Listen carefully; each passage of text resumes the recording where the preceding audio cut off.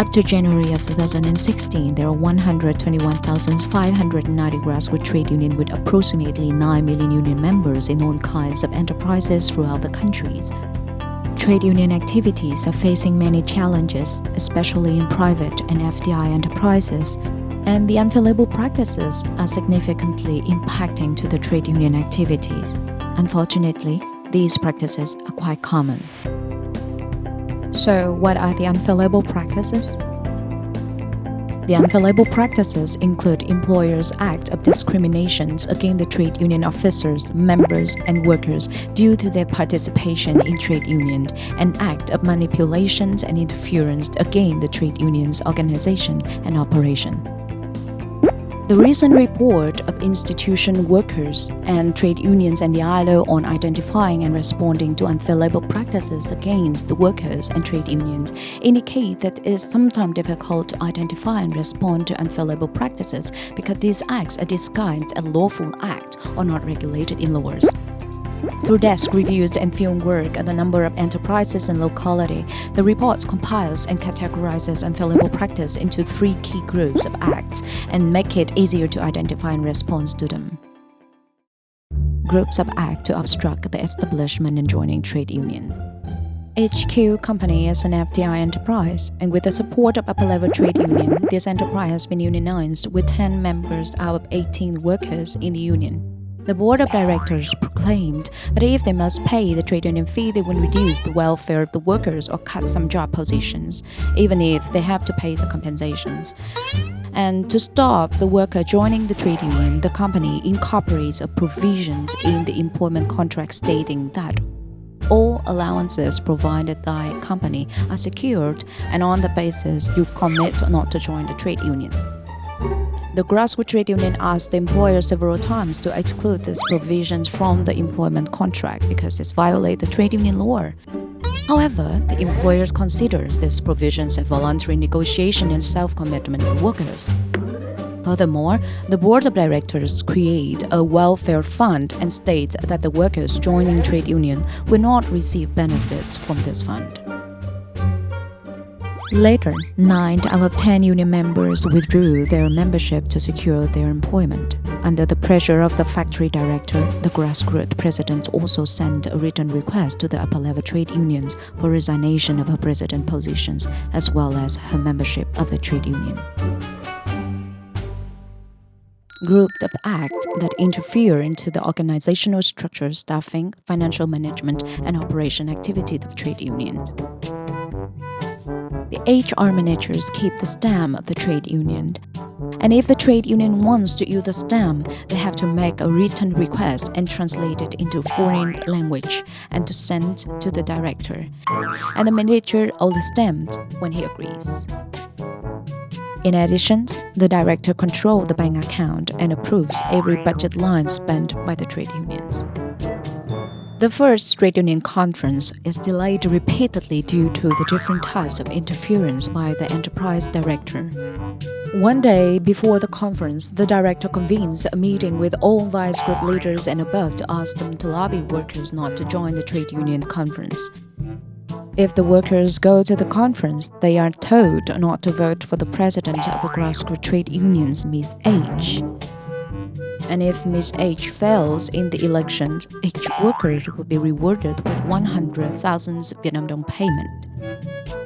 Seeing the potential failure in organizing the trade union conference as planned, Ms. H reports to upper-level trade union and requests their support. Group of acts of discriminations, employer rejections of collective bargaining requests or enters collective bargaining in bad faith.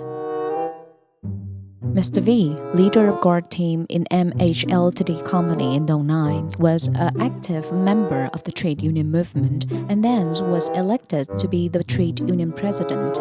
After the trade union conference, the trade union office was moved to be right next to the company HR office, and all trade union meetings has to be arranged next to the HR director's office, leading to great difficulties in discussing trade union issues. In 2014, the guard service was outsourced to a supplier, and Mr. V moved to the delivery divisions and was still very active in trade unions. In November of 2014, the company used the excuse of decreased number of orders to reduce staff, and Mr. V were listed in the retrenchment. The Glasgow Trade Union registered this act as beside his works as a guard, Mr. V was also the president of the Glasgow Trade Union, and if the managers wanted to transfer him to perform other works or unilaterally terminate his employment contract, they must have a written agreement with the Glasgow Trade Unions or Upper Level Trade Union Executive Committee. Managers responded those provisions were only regulated in trade union law, but in the labor code prescribes that in cases of unfavorable production circumstances, staff retrenchment can be considered. They also argued that Mr. V did not work in the production lines, so he should be in the first line of retrenchment. And the managers was even straightforward in saying that they didn't like Mr. V and ended his contract. And after consulting with upper level trade unions, Mr. V quit his job at MH Company and he was compensated 3 months' salary. These are some examples of 3 groups of common unfair labor practices at workplace. The unfair labor practice against the trade unions diminished or destroyed the representative capacity of trade unions and caused cautions and fear for the officers and workers who want to organize genuine and effective unions. In reality, unfair labor practice has not regulated comprehensive in the law. That's why it's necessary to identify the nature of the unfair labor practices to select proper solutions. Regarding the unfair labor practices which have not been regulated in the law, the responses of persuasion, negotiation, mediation, and use of collective power can be used to deal with these cases. Workers should report suspected incident to the Glasgow trade unions, and the executive committee should try directly negotiating with employer to adjust the unfair labor practices.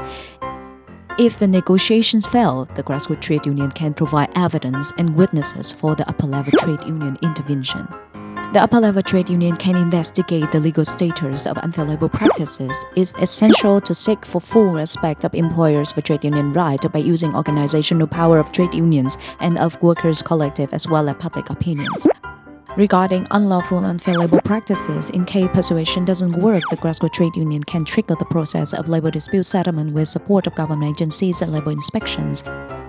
If the unfair labor practices lead to severe consequences, the trade union can consider legal recourse such as submitting petition and denunciation of violations, requesting government bodies to investigate or penalize violation, or lodging a lawsuit.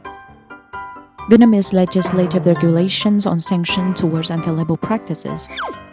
Government Decree No. 95 2013 and No. 88 of 2015 stipulates various penalties against unfair labor practices. Accordingly, individuals or organizations are liable to be fined with administration penalties from 500,000 Vietnam dong to 40 million Vietnam dong when they commit unfair labor practices at workplace. And the laws also prescribe the remedies that should be taken. Trade union can accomplish their mandate of defending rights and interests of workers if unfair labor practices can be identified and addressed in timely manner. Do you know any unfair labor practices at your workplace? If yes, take action as soon as possible to protect your right, interest, and those of others.